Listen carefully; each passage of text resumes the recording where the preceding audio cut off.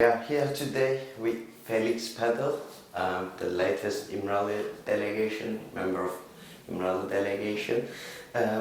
Should we start with how did you come across with Ocalan's ideas, first of all, very briefly?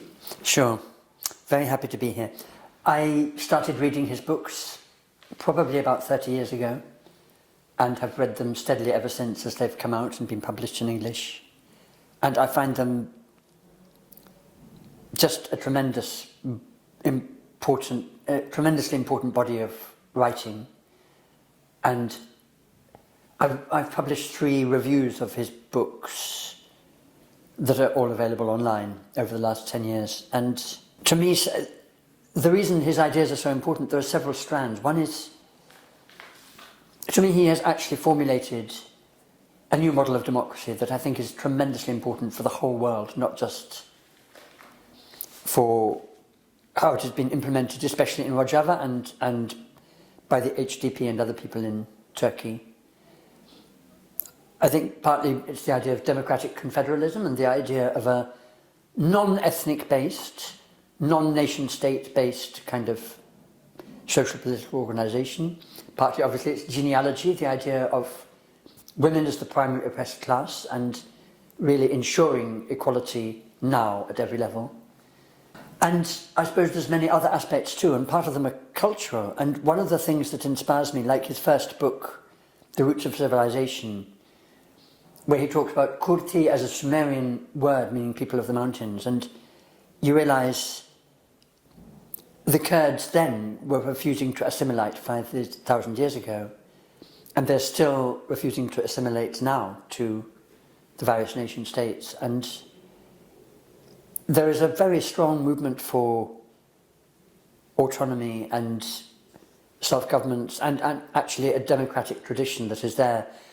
I know there's also the strong patriarchy and feudalism that you see in Iraq and in family structures too, but I think this belief in independence, along with a democratic spirit, has actually been there for a long time. Yeah.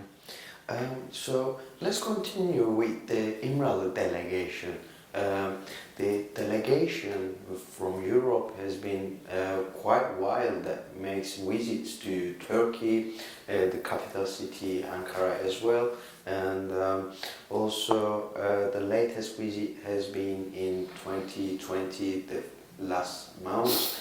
So what is the updates from the delegation? What was your observations?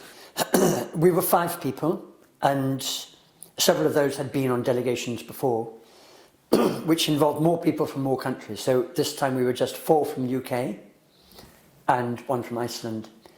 But we managed to meet a lot of people. So for me, the visit started and ended in the Asrin law office that is basically the law firm that works with Ocalan. And some of the young lawyers there had recently met Ocalan. Well, recently, I think it's 6 months and more ago now. So, of course, it's very worrying there's been no contact for 6 months. But in that last contact 6 months ago, from what they said, his spirit was quite good. He was quite expressive and strong and very much on the path for peace. So one aspect of the whole thing is, as many people are saying, for peace in the Middle East, Ocalan's participation is really, really important. Quite apart from the movement to free him, he should at least be allowed as soon as possible to take part in negotiations. Well, we also met in Ankara. We went to the HDP office and met some of the senior delegates there, the co-chair and deputy co-chair.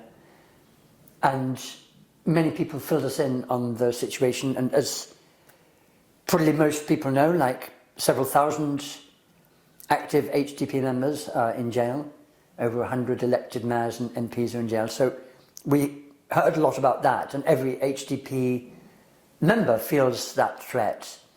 We met them also again in Istanbul. Apart from that, we met representatives of many human rights associations and also trade unions, and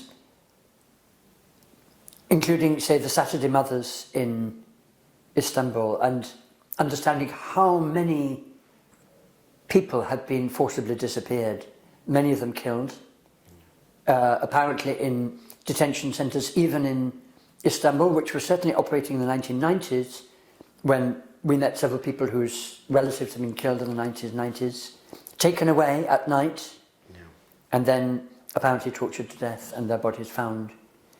And there are indications that that kind of reign of terror is coming back with that kind of detention centre.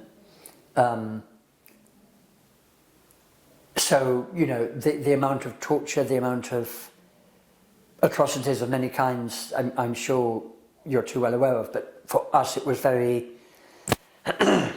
moving and immediate to hear people who had experienced this directly, and trade union leaders especially living under tremendous pressures of so many of their colleagues arrested, themselves not allowed to travel much, often under surveillance obviously, and at any time knowing there is a possibility they can be picked up, tortured, arrested. Let's talk about a bit more Turkish invasion attacks to Syria, also the Turkish immigration policies. Absolutely.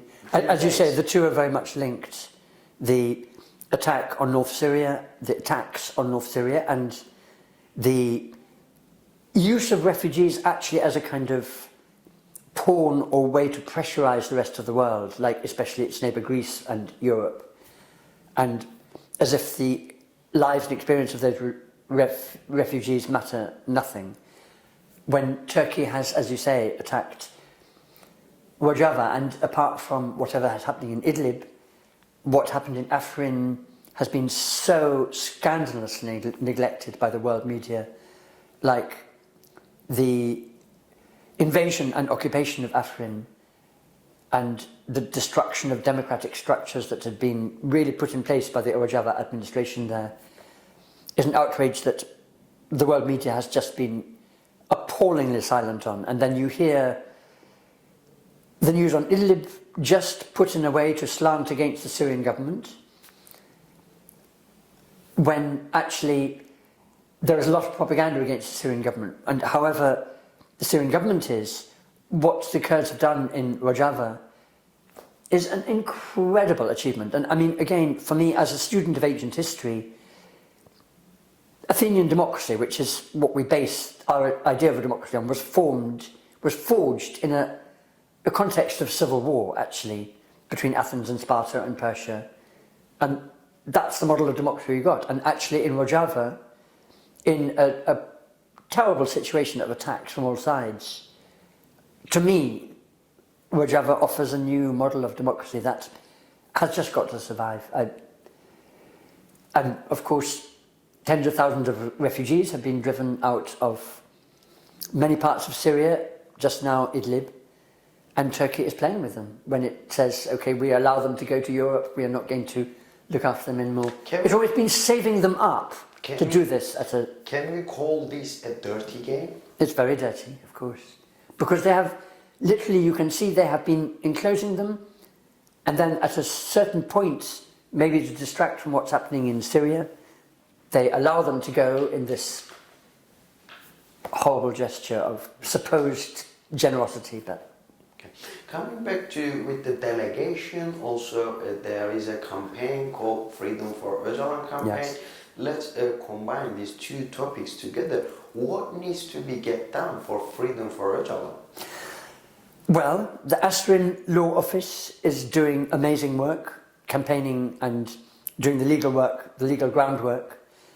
And then just more and more people need to understand the importance of it. I mean, already many MPs and intellectuals in many countries are saying how important Freedom for Ocalan is, but it's not going much in the mainstream media, to put it mildly. So the news, the understanding needs to go out much more widely. Obviously it's related with the PKK and the recent Brussels Supreme Court case that went in favour of PKK should not be branded, in Belgium at least, a terrorist organisation, and already many other countries refused to put it on that list. So Britain should take it off the terrorist list. Once you take the PKK off the terrorist list, then Ocalan, as one of the founders of the PKK, is not demonised. It's like Nelson Mandela was considered a terrorist when the ANC was considered a terrorist, but you know, who would call Nelson Mandela a terrorist now? Exactly. So that is one thing. We need to change the perception. We need to change the understanding and understand that really he is on the path of peace. One reason his writing and his thinking is so important is he shows a path of transformation from traditional Marxist-Leninism, if you like, towards a much wider consciousness of world history, of what's happening to the environment, of place of women, of many, many aspects. You mentioned the Belgian court as well, the decision of the Belgian court about PKK. Very briefly, do you think that's going to reflect to other countries as well? We all just have to hope, and I suppose there is a network of lawyers worldwide who are taking note of that and will do what they can to make sure that the PKK is taken more widely off the terrorist list. I think probably the two key countries maybe are the US and the UK, because Turkey is obviously such a key NATO ally, and that's part of the problem. It uses that position to enforce a position where, when they've said they've been attacking ISIS and the terrorists in Syria, it's been very obvious to the world they've actually been attacking the Kurdish democratic structures. And everybody in Turkey knows, it's an open secret, that ISIS and such groups have been supported by the Turkish state. Anything that I didn't ask, anything that you would like to tell us? That's the last minute for our program is yours. Thank you. I mean, it was very, very moving, the delegation, and especially moving meeting people. We couldn't go to Ahmed Diyarbakir because of weather, so we were very sad not to go there. One of our members, Julie Ward, managed to talk to a large meeting there before the snow really stopped people meeting. But we used the time in Istanbul. Among other things, we went to the Hrant Dink Centre, which commemorates the life of Hrant Dink, who was an Armenian intellectual who was assassinated some years back. And it's a very movingly built centre that speaks about the Armenian issue. It doesn't directly link it with the Kurdish issue, but for anybody who knows the history, many Armenians and many Kurds are understanding the linkages. And because the genocide that happened during the First World War to the Armenians, which many Kurds admit, frankly, they were brought in to do some of the killing, but it's so obvious the Kurd is the same happening now. And so that was very moving. And I mean, just to say that there are so many good-intentioned people in Turkey. The democratic momentum in Turkey is irrepressible. But because it's very strong, and you've got a government that does not want that to come out, you've got tremendous repression. And ideally, the people running the government should understand this isn't in their own or anyone's real best interest to continue this level of repression. With a sentence, as we come to our end of program, it's Newroz celebrations. Would you like to give a Newroz message as a celebration to Kurdish community in diaspora and in Kurdistan as well? Just keep the hope alive and keep the courage and keep the solidarity, because you are an inspiration not just for Kurdish people but for people everywhere. Thanks for joining us. Thanks for your lovely, wonderful ideas and sharing them with us. Thank you very much for joining us. Thank you so much for inviting me. Yeah. Thank you.